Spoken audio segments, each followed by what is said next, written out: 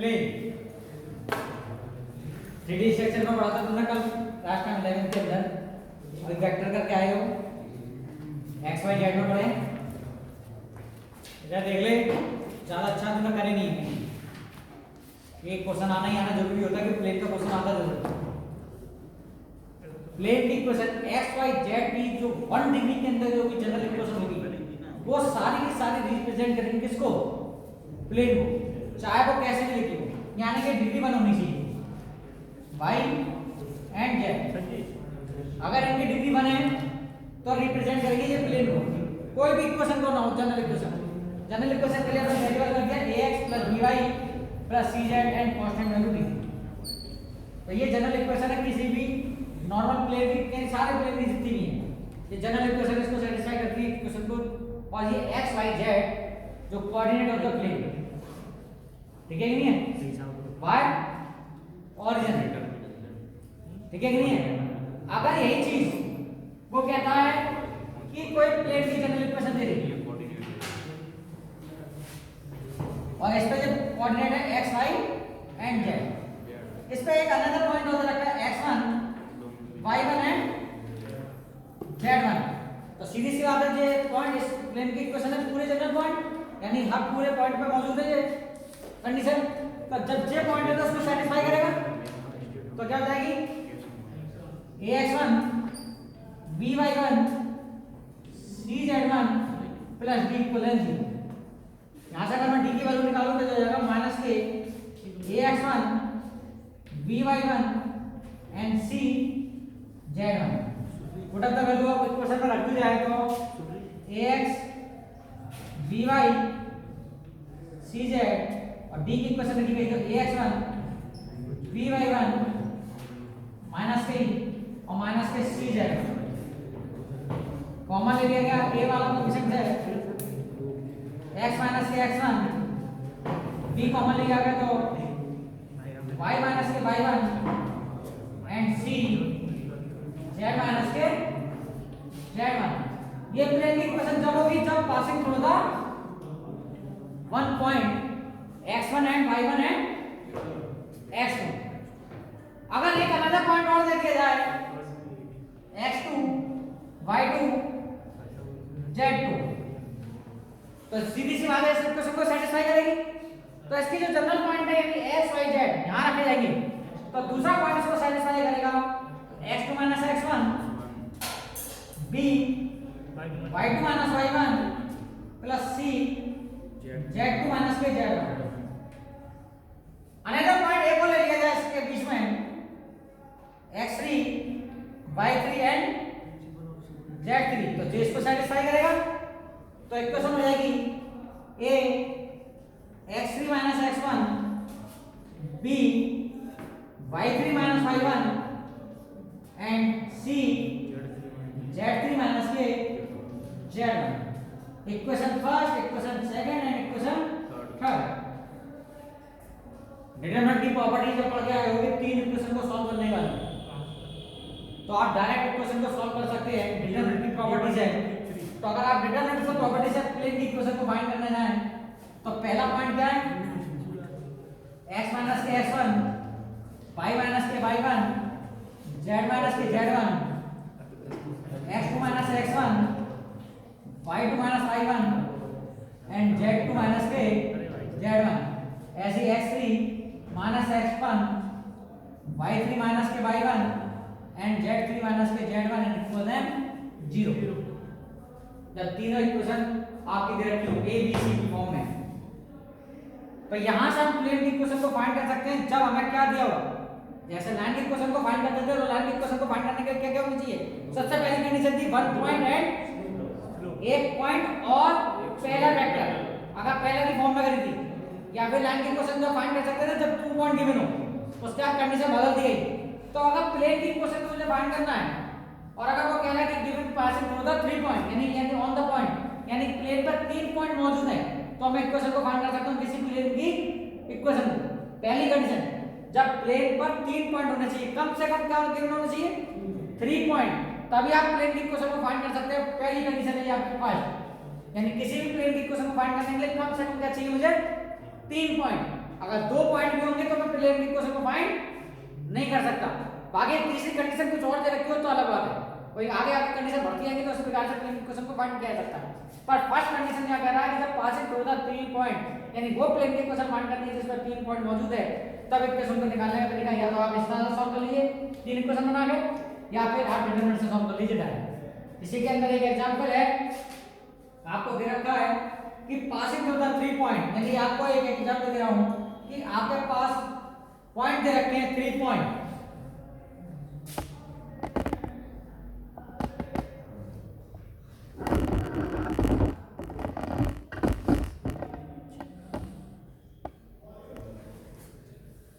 आपके पास 3 पॉइंट दे रखे हैं। पहला पॉइंट है 2 2 -1, 2 2 -1। दूसरा पॉइंट है 3 4 2, और तीसरा पॉइंट है किसी प्लेन में मौजूद है 3 पॉइंट 7 0 6। क्वेश्चन है केवल प्लेन की क्वेश्चन की उत्तर नहीं खा सकती है, बस फार्मूला याद होना चाहिए। प्लेन के अंदर 4 नंबर से लेकर 6 नंबर तक का क्वेश्चन आप आराम से फाइंड कर सकते हैं। आपके पास 3 पॉइंट रखे हैं, सीधा रखना है, या तो डिटरमिनेंट की प्रॉपर्टी में रख दो या इस वाली में रख दो, तीनों क्वेश्चन आपको मिल जाएंगे, डायरेक्ट आप सॉल्व कर सकते हैं। तो देखिए मैं इसी प्रॉपर्टी से सॉल्व करता हूं डायरेक्ट, क्योंकि तीन क्वेश्चन को बनाओगे फिर x y z की वैल्यू निकालोगे तो वो लंबा पड़ेगा। पहले दो क्वेश्चन को सॉल्व करना फिर तीसरे क्वेश्चन को सॉल्व करना, उससे बेहतर है सीधा डिटरमिनेंट की फॉर्म में पुट अप कर दीजिए। तो अगर मैं डिटरमिनेंट की फॉर्म में पुट अप कर दूं तो ऑटोमेटिकली देखिए x - x1 यानी x1 क्या आपका 2, y - 2 एंड z +1 हो जाएगा क्योंकि माइनस का है।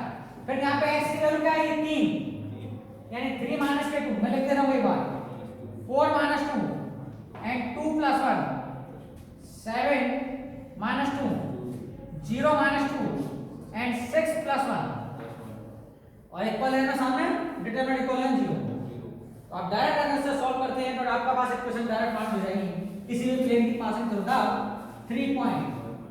और अगर आप इसे सॉल्व करें तो आपकी अगली प्रॉपर्टी होगी x - के 2 y - के 2 z + 1, इसका सॉल्यूशन करें तो 1 2 3, इसका सॉल्यूशन करेंगे तो 5 -2 एंड 7 इक्वल है 0। अब चूंकि ऐसा z के फॉर्म में लाना है तो चाहे किसी भी एक्सप्लेन करें तो आप कर सकते हैं explain by first row, zero determinant की प्रॉपर्टी है। तो फर्स्ट रो में करना तो x - के 2 इन दोनों का मल्टीपल कर दीजिए डायरेक्ट 14 + 6 माइनस के y - 2 यानी कि 7 - के 15 प्लस z + 1 -2 - के 10 इक्वल है 0। सॉल्यूशन करने पर x - 2 कितना चाहिए 20 y - के 2 प्लस का हो जाएगा 8 z + 1 कितना यानी माइनस के 12 मल्टीपल कर लीजिए 20x - के 14 8y - के 16 माइनस के 12 है एंड माइनस का 12। सॉल्यूशन करने पर यहां कर दे रहा हूं आगे का 20x माइनस के प्लस के 8y माइनस के 12 है, और ये सॉल्यूशन करेंगे तो 12 16 और कितने हो गए 28 और 28 और माइनस के 68 यानी माइनस के 68। इसमें से 4 कॉमन ले लीजिए, तो 4 कॉमन लेने पर ये बचेगा आपका 5x 2y माइनस के 3z एंड 17। तो आपकी इक्वेशन हो गई 5x 2y माइनस के 3z एंड माइनस के 7 इक्वल है 0। जनरल इक्वेशन हो गई ये 1 डिग्री में ax + by + cz and plus d equal है 0। तो passing through the 3 point and equation of plane, वो प्लेन की इक्वेशन जो 3 पॉइंट से पास हो रही है। कभी कभी हमें प्लेन पे 4 पॉइंट दे देते हैं। एक सवाल यानी कि क्वेश्चन को अगर चेंज कर दिया है तो उस क्वेश्चन में क्या करेंगे 4 पॉइंट दे देगा। क्या दे देगा 4 point 1 2 3 4 a b c d plane की इक्वेशन निकालो। तो ये प्रूव करना होगा कि ये 4 पॉइंट किसी प्लेन में मौजूद है, एक ही प्लेन में। तो इसका मतलब है जो चौथा पॉइंट बचेगा आप पे, चाहे आप किसी से निकाल लो, एबीसी से निकाल लो या एबीडी से या सीडी किसी तीसरे, बाकी बचा चौथा पॉइंट। वो चौथा पॉइंट अगर आप इसमें पुट अप करते हैं यानी एक्स वाई जेड की जगह पे पुट अप करने के बाद अगर पूरी यानी इस क्वेश्चन को सेटिस्फाई करती है तो वो प्लेन यानी चौथा पॉइंट भी किस पे मौजूद होगा, प्लेन पे। तो ये प्रूव हो जाएगा कि ये फोर्थ पॉइंट जो है ऑन द प्लेन। क्लियर? जैसे कॉलिंग ईयर हो सकता है वैसे ऑन द प्लेन एक ही पॉइंट पे प्लेन पर मौजूद है। क्लियर? कोई 4 पॉइंट में भी क्वेश्चन आ सकता है। तो इसके अलावा सेकंड कंडीशन एक क्वेश्चन तुम और कर लो। चलिए अब हो सकता है सेकंड कंडीशन, हो सकता है मुझे पॉइंट नहीं दे और तीन, तब कैसे करेंगे, कैसे निकालोगे? तो जरूर थोड़ी है पॉइंट के अलावा नहीं निकल सकती। जैसे लाइन की इक्वेशन है कि कई सारी चीजों से दी जाती है कि जरूरी नहीं है कि इसमें वेक्टर हो सकता है 2 पॉइंट के मिलते या कभी-कभी हमें क्या होता था, एंगल क्या होता था इधर हो सकता है। मैं कह रहा हूं वो प्लेन की इक्वेशन फाइंड करनी है जो तीनों एक्सिस पर मौजूद हो। किस पे? तीनों एक्सिस पे रखा हो। जो आपका हवा में होगा जो 3 एक्सिस है अपनी 1 2 3, आप ऐसा करते हो 3 एक्सिस कैसी है 1 2 और 3, ये तो तीनों हो सकता है प्लेन इस प्रकार से रखा हो कि तीनों एक्सिस पे टच कर रहा हो, यानी तीनों एक्सिस को टच कर रहा हो इधर। तो जब भी टच कर रहा हो तो यहाँ पे कोऑर्डिनेट क्या होते हैं, यहाँ के कोऑर्डिनेट तो पहला ए होता है, बाकी आधा 0, आई में एक ही कोऑर्डिनेट होता है एक्स एक्सिस में, तो इसके कोऑर्डिनेट क्या होंगे ए, वाई कोऑर्डिनेट 0 होगा, जेड कोऑर्डिनेट 0। अगर आप जेड कोऑर्डिनेट में चलते हैं तो हो सकता है बी का यहाँ तक की डिस्टेंस को बी ले लेते हैं, तो भाई एक्स एक्सिस में का कोऑर्डिनेट 0 होगा और वाई एक्सिस में कोऑर्डिनेट बी और जेड एक्सिस में कोऑर्डिनेट 0। हो सकता है यहाँ से ऐसा की डिस्टेंस में सी काम कर रहा हूँ तो यहाँ के कोऑर्डिनेट क्या होगा 0, एक्स एक्सिस में, वाई एक्सिस में 0 एंड जेड एक्सिस में सी। क्लियर? अब बनाने को सीखना कैसे, जैसे हम कराते हुए अब तक सेटिस्फाई करना है, फार्मूला तैयार हो जाएगा तो फिर हम डायरेक्ट कर सकते हैं। ये वो है जो तीनों पॉइंटों पे यानी तीनों एक्सिस पर टच कर रहा है, यानी वो find the plane of equation वाली प्लेन की इक्वेशन जो तीनों एक्सिस को टच कर रहा है, यानी एक को एक पे एक्सिस पर टच कर रहा है, एक को बी एक्सिस में, एक को सी।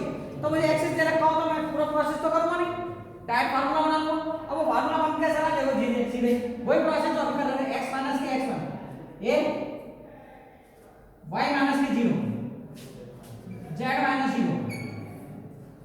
दूसरा पॉइंट माइनस से रहेगा 0 में से घटाऊंगा तो जब b में से घटाऊंगा तो ये b रहेगा, जब 0 में से इसको z घटाऊंगा तो 0 रहेगा। c पॉइंट 0 में से ये घटाया तो माइनस का a, तो यहाँ पे भी घटाया 0 में से मैंने यहाँ रखा तो 0 और c को डाला गया c इक्वल है 0। एक्सप्लेन कर दो x माइनस के a cross multiplication bc minus के y माइनस का ac प्लस 0 प्लस है इनका बड़ा करना तो 0 और प्लस का एक हो जाएगा इक्वल है 0। अब इनटू कर दो bc का करेंगे तो क्या होगा bcx माइनस के abc, इसका बड़ा करूंगा तो जरा प्लस के acy, इसका करूंगा तो प्लस के ab z इक्वल है ये माइनस के abc तक पहुंचा दूं तो क्या हो जाएगा bcx प्लस का acy प्लस का abz इक्वल है ABC का डिवाइड कर दूं तब इसमें ABC का डिवाइड करूंगा तो क्या होगा ABC एंड ABC, यहाँ से BC कैंसिल होगा तो हो जाएगा x upon a y upon b z upon c and equal है। तो ये इक्वेशन होती है जनरल इक्वेशन उसकी जो तीनों एक्सिस से पास हो गया। तो अगर मुझे डायरेक्ट पूछा जाए कि find the equation of the plane and passing through the 3 axes and 3 axes is equal to 2 3 and 5, अगर ये एक्सिस है तो मैं सीधा आंसर लिखूंगा x upon 2 y upon 3 and z upon 5 equal to 1। और नॉर्मली सॉल्व करूंगा तो नॉर्मल इक्वेशन भी बनेगी। नॉर्मल इक्वेशन कैसा बनेगी, एलसीएम कितना आ गया 30, दो का मल्टीप्लाई करूंगा तो 59 इसका करेंगे 6z इक्वल है 1। तो देखिए अपने आप ही नॉर्मल इक्वेशन आ गई आपकी ax plus by फॉर्म वाली एंड cz इक्वल है 30। इस 30 को तो ले आएंगे तो अपने आप ही आ गया। तो जनरल इक्वेशन यानी कि ये इक्वेशन जब आप डायरेक्ट फॉर्मूला यूज कर सकते हैं जब passing through the x axis. इसके बाद 6 नंबर का एक क्वेश्चन आया था कि जब ये कहा गया था क्वेश्चन को लिखिए एक एग्जांपल को लिखिए एक एग्जांपल।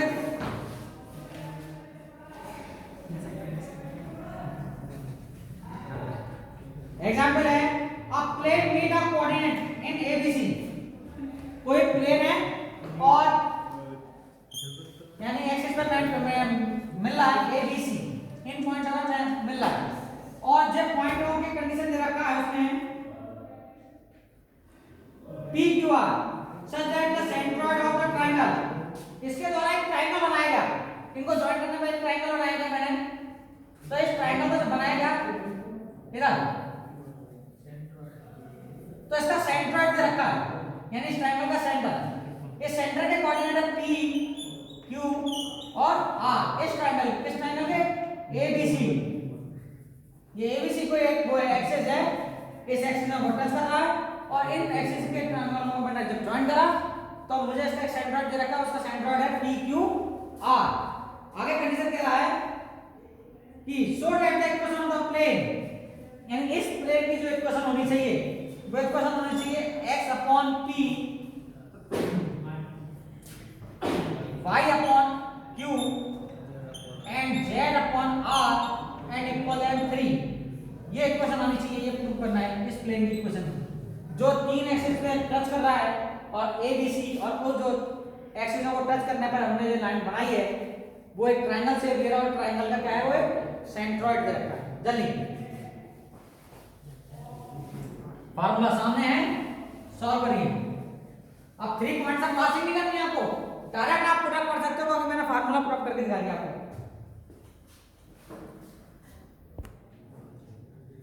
सेंट्रॉइड किसे कहते हैं ट्रायंगल के। किसी भी ट्रायंगल का सेंट्रॉइड कहता है उन तीनों एक्सिसों के का सम यानी सेंट्रॉइड कहलाता है। यानी let the point of A 0 0 क्योंकि x एक्सिस में चलता है A। B के कोऑर्डिनेट क्या होता है 0 B 0। C के कोऑर्डिनेट होंगे 0 0 C।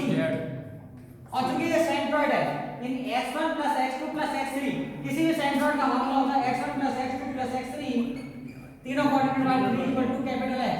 ऐसे आपने पढ़ा था y1 y2 y3 and divided y equal capital Y।